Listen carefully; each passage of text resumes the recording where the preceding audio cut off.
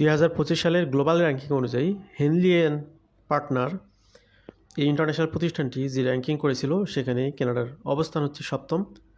তো কানাডাতে passport holder হওয়ার প্রি কন্ডিশন হলো সিটিজেনশিপ লাভ করা। 2024 সালে কানাডাতে সিটিজেনশিপ লাভ করলো 3,74,832 জন ব্যক্তি এবং 2025 সালের ফার্স্ট কোয়ার্টারে কানাডাতে 2,32,000 সিটিজেনশিপ অ্যাপ্লিকেশন অন প্রসেসে রয়েছে। তো খুব শীঘ্রই এইগুলোর মধ্যে ম্যাক্সিমাম ব্যক্তিরা এখানে সিটিজেনশিপ পেয়ে যাবেন ইনশাল্লাহ। তো আজকে মূলত আমরা 2024 সালে যে 3,74,832টি ইমিগ্রেন্ট সিটিজেনশিপ ইস্যু হলো এই সংক্রান্ত তথ্যগুলো আপনাদের সামনে তুলে ধরবো, যে বিশেষ করে যারা কানাডাতে সিটিজেনশিপ লাভ করতে চান, পাসপোর্ট হোল্ডার হতে চান, তাদের এই তথ্যগুলো জেনে রাখাটা খুবই জরুরি। কারণ আপনি কানাডা থেকে শুনুন কিংবা কানাডার বাইরে থেকে শুনুন না কেন, যেখান থেকেই শুনুন, আপনি ফাইনালি যেহেতু সিটিজেনশিপ লাভ করতে চান, এটার সাথে আনুষঙ্গিক অনেকগুলো বিষয় আমরা এখানে তুলে ধরবো যাতে করে আপনাদের ধারণাটা ক্লিয়ার হয় এবং প্রস্তুতিটা শানিত হয়। আশা করছি এই তথ্যগুলো আপনাদের জন্য সহায়ক হবে। কথা বলে যে ভাবিয়া করিও কাজ, করিয়া ভাবিও না।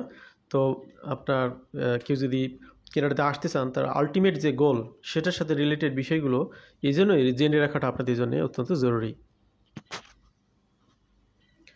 Canada added 3,74,832 new Canadian citizens in 2024. 2025 সালে এসে 2024 সালের এই স্ট্যাটিস্টিক্যাল তথ্যগুলো নিয়ে আলোচনা করতেছি। বলতে পারেন যে ভাই এই সময়ে এসে আপনি 24 সালের আলোচনা কেন করতেছেন, প্রশ্নটা যৌক্তিক। তো সিটিজেনশিপ অ্যাপ্লিকেশন এটার তথ্যগুলো যেহেতু স্ট্যাটিস্টিক্যাল তথ্য, সুতরাং আপনি একদম নগদ তথ্য এখানে পাবেন না এবং এখানে আপনি অ্যানুয়াল তথ্যগুলো আপনাকে নিতে হবে, শেয়ার করা হয়েছে এই জন্যেই, যেহেতু এটা একটা বিগ ম্যাটার। সুতরাং এখানে হিস্টোরিক্যাল তথ্যগুলো আপনাদের জন্য সহায়ক হবে। তো এই কারণে আমরা শুধু 24 সালেই না, বিগত 5 বছরেরও কিছু কিছু তথ্য আমরা আপনাদের সামনে শেয়ার করব। কানাডার অবস্থান এবং আপনাদের সুযোগ সুবিধার বিষয়গুলো এখান থেকে আপনারা ক্লিয়ার হতে পারবেন ইনশাআল্লাহ। The total number of individuals who received Canadian citizenship includes those who gained it through grants, adoptions and resumption of citizenship. তো এই যে আপনার 3,74,832 জন ব্যক্তি সিটিজেনশিপ পেলেন, তারা কি সবাই প্রোগ্রামের মাধ্যমে পেয়েছেন? অ্যাকচুয়ালি কানাডাতে সিটিজেনশিপ অ্যাপ্লিকেশনের সময় তখন আর কোনো একটা প্রোগ্রাম থাকে না, তখন আপনার স্ট্যাটাস থেকে আপনি এখানে কনভার্সনের বিষয়টা চলে আসে। তো এখানে বিশেষ ব্যক্তিদের অনেক সময় অনারারি সিটিজেনশিপ দেওয়া হয়। যেমন আপনারা জানেন মালালা ইউসুফজাইয়ের কথা, তাকে কিন্তু কানাডার সিটিজেনশিপ দেওয়া হয়েছিল। ডক্টর জাকির নায়েকের কথা জানেন যে তাকে কিন্তু সৌদি আরবে সিটিজেনশিপ দেওয়া হয়েছিল। ইট ডিফেন্ডস প্রত্যেকটা কান্ট্রিতে কিন্তু এই ধরনের বিশেষ সুযোগ সুবিধা দেওয়া হয়। তো এই যে সংখ্যাটা, এটা কিন্তু সব কিছু মিলিয়েই, এর মধ্যে অনেকে প্রোগ্রাম থেকে পিআর হয়েছেন, পিআর থেকে কনভার্ট হয়েছেন, এরপরে অনেকে অ্যাডপশনের মাধ্যমে পেয়েছেন, এরপরে হচ্ছে রিজাম্পশন অফ সিটিজেনশিপ। এই প্রক্রিয়াগুলোর মাধ্যমে কিন্তু এখানে সিটিজেনশিপের যে কনভার্সন সেটা কিন্তু ঘটেছে। তো বিষয়টি আপনাদের সামনে ক্লিয়ার করা হলো। এখানে একটা হিস্টোরিক্যাল তথ্য আপনাদের সামনে তুলে ধরেছি আমরা, নাম্বার অফ নিউ সিটিজেন্স ইয়ার। তো এখানে বিগত 5 বছরের তথ্য দেখুন। 2020 সালে কানাডাতে সিটিজেনশিপ এখানে দেওয়া হয়েছিল 1,10,994 জন ব্যক্তিকে, 2021 সালে 1,37,164 জনকে, 2022 সালে 3,75,610 জনকে, 2023 সালে 3,79,957 জনকে এবং 2024 সালে যেটা আমরা জাস্ট পাস করলাম সেখানে 3,74,832 জনকে সিটিজেনশিপ দেওয়া হলো। তো আগের বছরগুলোর তুলনায় একটু কম, 23-22-এর তুলনায়। আপনারা জানেন যে কানাডাতে অনেক কিছু কড়াকড়ি আরোপ করা হয়েছে, যার কারণে এটা একটা প্রভাব পড়েছে 24 সালের সিটিজেনশিপ অ্যাপ্রুভালের ক্ষেত্রেও, সেটা আমরা দেখতে পেলাম প্র্যাকটিক্যালি, এবং 25 সালে হয়তো সংখ্যাটা আরও কমে যেতে পারে। Top countries of origin for new Canadian citizen. তো এখানে এই তথ্যগুলো আপনাদেরকে আরও বেশি এখানে ইনরিস্ট করবে যে আসলে কোন কোন কান্ট্রি ব্যক্তিরা এখানে কানাডার সিটিজেনশিপ লাভ করতেছে, সেটা তো আপনাদের জেনে রাখাটা বা এই ধারণাটা পাওয়াটা ভালো যে আসলে কারা আসতেছে, এই কান্ট্রিগুলোর মধ্যে আপনি আছেন কিনা, সেটা একটা ম্যাটার করবে। Canada's diverse immigration landscape welcome people from 217টা কান্ট্রি। 2024 সালে যে 3,74,832 জন সিটিজেনশিপ পেলেন, এখানে কিন্তু তারা কিন্তু 217টা কান্ট্রির সিটিজেনরা এখানে কানাডাতে সিটিজেনশিপ লাভ করলেন। কানাডাতে ডুয়েল সিটিজেনশিপ অ্যালাউড। এখানে আপনাদের জ্ঞাপনার্থে বলে রাখি, দেখা গেল যে আপনি হয়তো বা বাংলাদেশের সিটিজেন আপনি এখানে কানাডাতে সিটিজেনশিপ লাভ করলেন, এক্ষেত্রে কানাডার কোনো আপত্তি নেই। পৃথিবীর অনেকগুলো কান্ট্রি যারা ডুয়াল সিটিজেনশিপ অ্যালাউ করে না। এক্সাম্পল হিসেবে আমরা যদি এশিয়াতেই তাকাই, তাহলে আপনি দেখবেন সিঙ্গাপুর, মালয়েশিয়া, এরপর আপনার থাইল্যান্ড, তাদের এই কান্ট্রিগুলোতে আপনি যদি সিটিজেনশিপ লাভ করতে চান, নিতে চান, তাহলে কিন্তু আপনি যে দেশের অরিজিন, যে দেশের পাসপোর্ট হোল্ডার, সেইগুলো অ্যানাউন্স করে, সেগুলো আপনার এফিডেভিট করে, সেগুলো সিটিজেনশিপ ত্যাগ করতে হবে, দেন আপনি এখানে সিটিজেনশিপ হতে পারবেন। তো কানাডাতে কিন্তু এরকম না। এখানে কানাডাতে ডুয়েল সিটিজেনশিপ অ্যালাউ করে, ইভেন ডুয়েলের বেশিও অ্যালাউ করে। তো এখানে টপ সোর্স কান্ট্রিগুলোতে আমরা দেখতে পাচ্ছি পৃথিবীর ম্যান পাওয়ার সাপ্লায়ার কান্ট্রির মধ্যে নাম্বার 1 বলা চলে বর্তমানে ইন্ডিয়া। তাদের এখান থেকে 23.43% ব্যক্তি এখানে সিটিজেনশিপ লাভ করে। টোটাল সংখ্যার 23.43%, যেটা 2023 সালে কম ছিল, 24 সালে এসে ইন্ডিয়ানদের রেশিওটা একটু বেড়ে গেছে। এছাড়াও Philippines, China, Nigeria, Pakistan, Iran, United states, Brazil এবং ফ্রান্স, এই কান্ট্রিগুলোর ব্যক্তিরা এবং ইন্ডিয়া সহ যদি হিসাব করা হয়, তাহলে এখানে 54% সিটিজেনশিপ লাভ করেছে এই কান্ট্রিগুলোই, টপ 10 কান্ট্রিগুলোর সিটিজেনরা। তো আমাদের মেজর লিসেনার বা আমাদের চ্যানেলের মেজরিটি ভিউয়ার্স হচ্ছেন বাংলাদেশি। তো বাংলাদেশি ভাই বোনরা কিন্তু এখান থেকে একটা তথ্য বুঝতে পারলেন যে টপ 10 আউটসোর্সিং কান্ট্রি বা টপ 10 কান্ট্রির মধ্যে কিন্তু বাংলাদেশ নেই। এই বিষয়টি মাথায় রাখবেন। এটা নেগেটিভ পজিটিভ যেভাবেই চিন্তা করুন না কেন, এখানে দেখুন অনেক ছোটো ছোটো country, Philippines, Nigeria, Pakistan, Iran, Brazil, France, তারা কিন্তু টপ 10-এর মধ্যে আছে। ইভেন একটা মজার বিষয় সেটা হলো ইউনাইটেড স্টেটসের মতো পার্শ্ববর্তী একটা জায়ান্ট কান্ট্রি, জায়ান্ট বলতে তারা তো জনসংখ্যার দিক থেকে অনেক বেশি, কানাডা থেকে অলমোস্ট 10 গুণ বেশি। তাদের কিন্তু অনেক ব্যক্তিরা কানাডাতে সিটিজেনশিপ লাভ করতেছে। তো এটা একটা ইন্সপায়ারেটিভ ম্যাটার যে আমরা অনেকে থার্ড ওয়ার্ল্ড কান্ট্রিতে বসবাস করে ভাবি যে আসলে কানাডাতে যাবো কিনা বা এরকম বিষয়গুলো আসে। তো দেখুন ইউনাইটেড স্টেটসের ব্যক্তিরাও পর্যন্ত এখানে সিটিজেনশিপ, এবং তারা কিন্তু টপ 10-এর মধ্যে রয়ে গেছে। যাই হোক, আনুষঙ্গিক কিছু বিষয় বললাম। এখানে একটা হিস্টোরিক্যাল তথ্য আপনাদের সামনে তুলে ধরলাম। বিগত 3 বছরে এখানে টপ 10 2024 সালে যারা টপ 10 কান্ট্রি, তাদের এখান থেকে এখানে সিটিজেনশিপ লাভের রেশিওটা একটু দেখতে পারেন আপনারা। ইন্ডিয়াতে 2024 সালে 87,812 জন ব্যক্তি সিটিজেনশিপ পেল।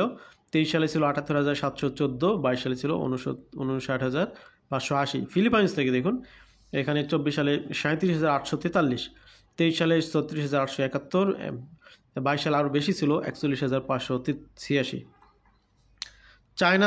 চায়নাতে এখানে 24 সালে 14,134, 23 সালে ছিল 12,621 এবং 22 সালে ছিল আরও কম 10,821। নাইজেরিয়াতে 24 সালে 13,210, 23 সালে 14,323, 22 সালে 12,688।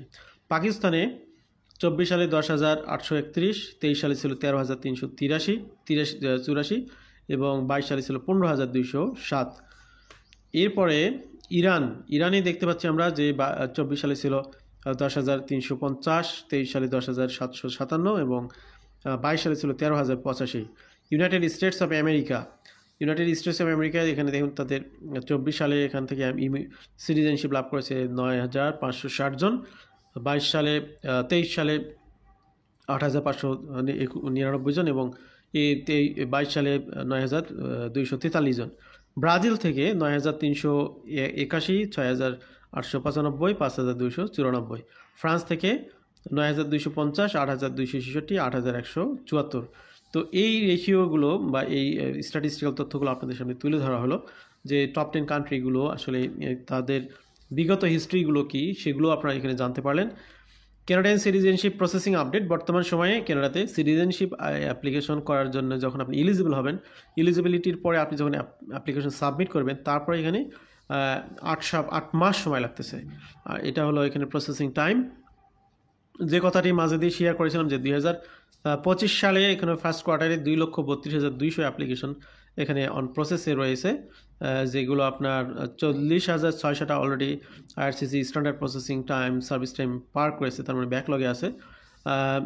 তো এই হলো অবস্থা। IRCC is currently sending acknowledgement of receipt for application submitted in the week of January 22, 2025. If you need citizenship faster than the standard processing timeline, অর্থাৎ যে আপনার অ্যাপ্লিকেশন করার যোগ্যতা হওয়ার পরে আরও 8 মাস সময় লাগতেছে, কারো যদি আরও ফাস্টার প্রসেসিং টাইম লাগে সেটার জন্য কিন্তু বিশেষ ব্যবস্থা রয়েছে। আপনারা একটু খোঁজ নেবেন, আমরা চেষ্টা করব লিঙ্কটি ডিসক্রিপশন বক্সে দেওয়ার যদি সম্ভব হয়। যদি কেউ খুব ফাস্টার গতিতে এখানে সিটিজেনশিপ লাভ করতে চান তাহলে তার কারণগুলো ব্যাখ্যা করতে হবে, কারণ এখানে এই বিষয়টা প্রাসঙ্গিক কারণে কানাডার এক্সক্লুসিভ কিছু জব রয়েছে যেগুলো পিআর হোল্ডারও পায় না, সেগুলো শুধুমাত্র সিটিজেনদেরকে দেওয়া হয়। দেখা গেলো যে আপনার কোনো একটা জব অফার আপনি পেয়েছেন, আপনি একটা টাইম বাঁধিয়ে দেওয়া হয়েছে, আপনি হয়তো 2 মাস পরে সিটিজেনশিপটা পাচ্ছেন, তো সেই বিষয়টিকে মেনশন করে এক্সপ্লেন করে আপনি যদি এখানে একটু ফি এক্সট্রা দিয়ে আপনি আবেদন করেন তাহলে আপনার সিটিজেনশিপটা দ্রুত গ্র্যান্ট হবে। এই ধরনের কিছু বিষয় থাকে, আশা করছি বিষয়টা আপনারা বুঝতে পেরেছেন। কানাডিয়ান পাসপোর্ট র্যাঙ্কিং 2025, এখানে আমরা দেখতে পেরেছি যে কানাডাতে বর্তমানে তাদের অবস্থান হলো 7 এবং কানাডার পাসপোর্ট হোল্ডাররা 188টি কান্ট্রি আপনার ভিসা ফ্রি এবং অন অ্যারাইভাল ভিসার সুযোগ পাবেন ওয়ার্ল্ড ওয়াইড। এই সুযোগটার উপর ভিত্তি করে মূলত এই র্যাঙ্কিংটা করা হয়েছে। This place Canada ahead of the United states, তো ইউএসএর উপরে কিন্তু কানাডার অবস্থান, ইউএসএর বর্তমান অবস্থান হলো 9ম। রিসেন্ট কানাডা পাসপোর্ট র্যাঙ্কিং 2025-এ 7, 24-এ ছিল 8ম এবং 23-এ ছিল 6ষ্ঠ। এবার আসি এলিজিবিলিটির ক্ষেত্রে। আপনারা যারা এতক্ষণ আমাদের আলোচনা শুনলেন, তো এখন যে ভাই বোনরা এখনও পিআর হোল্ডারই হননি কিংবা পিআর হোল্ডার হয়েছেন, তো কীভাবে সিটিজেনশিপে আবেদন করতে হয়, কী কী যোগ্যতা লাগে সেটা একটু আর্টিকেলে না বললেই না। 1 নম্বর হচ্ছে সিটিজেনশিপ লাভ করার প্রথম কন্ডিশন হলো পার্মানেন্ট রেসিডেন্ট হতে হবে কানাডাতে। এটা আপনি বিভিন্ন প্রোগ্রামগুলো, যে ইমিগ্রেশন প্রোগ্রামগুলো রয়েছে সেগুলোর মাধ্যমে এখানে কনভার্ট হবেন। এখানে হতে পারে যে আপনি কানাডাতে ভিজিটর হিসেবে এক সময় এন্ট্রি করেছিলেন, সেখান থেকে জব হোল্ডার হয়েছেন, যদিও এখন ভিজিটর থেকে জব হোল্ডারে কনভার্ট হওয়ার সুযোগ নেই, আগের কথা বলতেছি।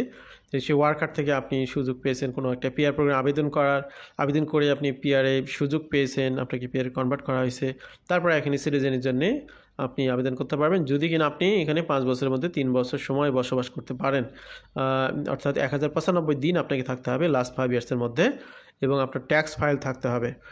স্টুডেন্টদের ক্ষেত্রেও একই বিষয়, স্টুডেন্ট হিসেবে কানাডাতে এন্ট্রি করেছেন, স্টুডেন্ট পড়াশোনা শেষ করে এরপরে কানাডাতে কাজ করেছেন, ওয়ার্ক করেছেন, সেটার রেফারেন্সে পরবর্তীতে আপনি কোনো না কোনো পিআর প্রোগ্রামে কোয়ালিফাই করেছেন এবং পিআর পেয়েছেন। পিআর পাওয়ার পরে আপনি এখানে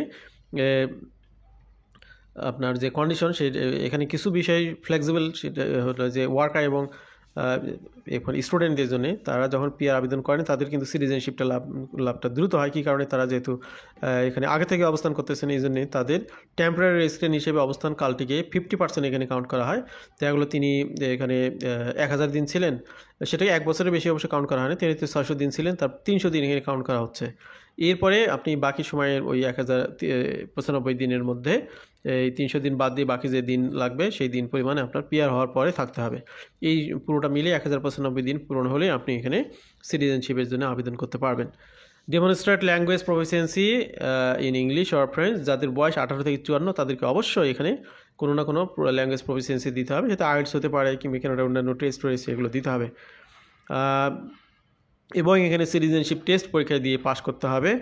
যাদের বয়স বিশেষ করে 18 থেকে 54 তাদের সবাইকে সিটিজেনশিপ টেস্ট দিতে হবে, যাদের এর উপরে বা কম তাদের দিতে হবে না। এরপরে সিটিজেনশিপ ওথ নিতে হবে, একটা শপথ করতে হবে, যেখানে বেশ কিছু নিয়মকানুন আছে সেগুলো আপনি মেনে চলবেন।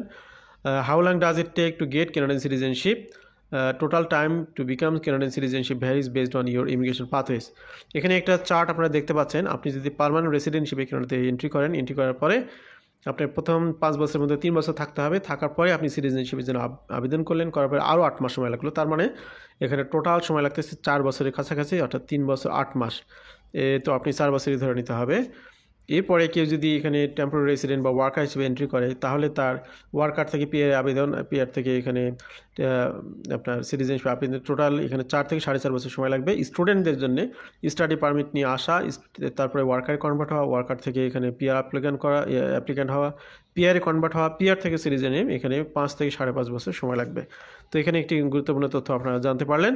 রিকোয়ার্ড ডকুমেন্টস কী কী ডকুমেন্ট লাগে? Proof of permanent resident status, travel history record, তারপরে আপনার tax filing proof, government issued ID card, 2 personal identification document, এখানে আপনার যেমন ড্রাইভিং লাইসেন্স হতে পারে, এখানকার অন্য কোনো আপনার ডকুমেন্ট যেগুলোতে আপনার ছবি থাকবে, পেমেন্ট রিসিট, অর্থাৎ এখানে আপনার এই সিটিজেনশিপের জন্য আপনার যে পেমেন্ট করেছেন সেটা আপনাকে এখানে সাবমিট করতে হবে। এরপরে এখানে একটি প্রশ্ন, does ম্যারিং A Canadian citizen grand citizenship? আপনি যদি একজন সিটিজেনকে বিয়ে করেন আপনি অটোমেটিকলি সিটিজেনশিপ লাভ করতে পারবেন না। আপনাকে কি করতে হবে, আপনাকে ফ্যামিলি স্পাউসাল স্পন্সরশিপ প্রোগ্রামে আবেদন করে প্রথমে পিআর হোল্ডার হতে হবে, সেই পিআর হোল্ডার থেকে আপনাকে সিটিজেনশিপের জন্য আবেদন করতে হবে কন্ডিশন পূরণ সাপেক্ষে। কী কন্ডিশন? ওই যে দিনক্ষণ আপনাকে থাকতে হবে সেগুলো। Does Canada allow dual citizenship? Canada কিন্তু শুধু ডুয়াল সিটিজেনশিপ না, কারো যদি আরও 2টা কান্ট্রিতে থাকে থার্ড কান্ট্রি হিসেবে আপনাকে কানাডা সিটিজেনশিপ দিবে। তো কানাডার এই জায়গাতে যথেষ্ট লিবারেল। তো আশা করছি তথ্যগুলো আপনাদেরকে অনেক সহযোগিতা করেছে। Canada remains one of the top destination for immigrants world wide, offering A clear and accessible path to Canadian citizenship. তো আমাদের সাথে যারা ছিলেন আজকে পৃথিবীর বিভিন্ন প্রান্ত থেকে সবার প্রতি ধন্যবাদ, কৃতজ্ঞতা। ভালো থাকবেন সবাই। আল্লাহ হাফিজ, সালামু আলাইকুম।